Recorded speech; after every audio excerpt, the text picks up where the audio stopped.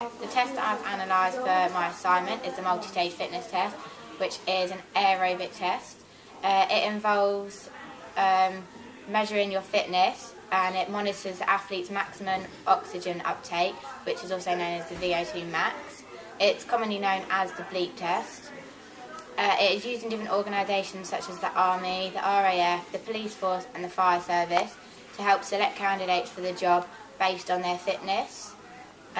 It involves running back and forth between two set points. These points are either 15 or 20 metres apart. You have to stay in time with the bleeps. If you go out of the bleeps, you have to stop the test. Each bleep will get shorter. The test reaches a higher level, so you have to continuously run faster. The test is suitable for endurance athletes, such as sports like football and rugby. However, it can be used for others, but you must ensure clients fill in a consent form and know the risk when participating.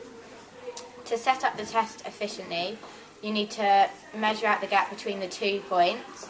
This requires you to use a tape measure. You need to mark the 2 points, it's normally with a cone because they're quite bright and quite clear to see. You'll also need a CD player in which to play the CD, and it needs to be quite loud and in an open space so you can hear the bleeps. The athlete taking part needs to be in suitable sportswear. This is things such as proper running trainers, joggers. They need to complete a warm-up before participating and a cool-down after so that they're not getting injuries. You need a flat running surface. It can be indoors or outdoors, but it needs to be no dips or uneven ground, and it needs to be a non-slip surface. These points are safety and health and safety for the athlete, so there's no injuries. The analysis of the test, you compare it to their previous results, so they have to done a test, then do another test to compare it. The test is made up of 23 levels, each approximately 1 minute. Advantages and disadvantages of the multi-stage fitness test. The advantages for the test is that not much equipment is required, it's a simple setup and it is easy to conduct. More than one athlete can take part at the same time. It can be used for big groups of people and classes.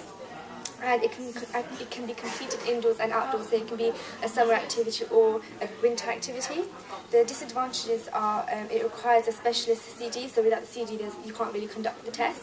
And an assistant is needed to help administer the test and record the results. And people, because people drop out at different stages and times, someone needs to be there to write down the times that they drop out so they can compare and analyse the test. When doing the bleep test, you've got to stay in time to the bleeps.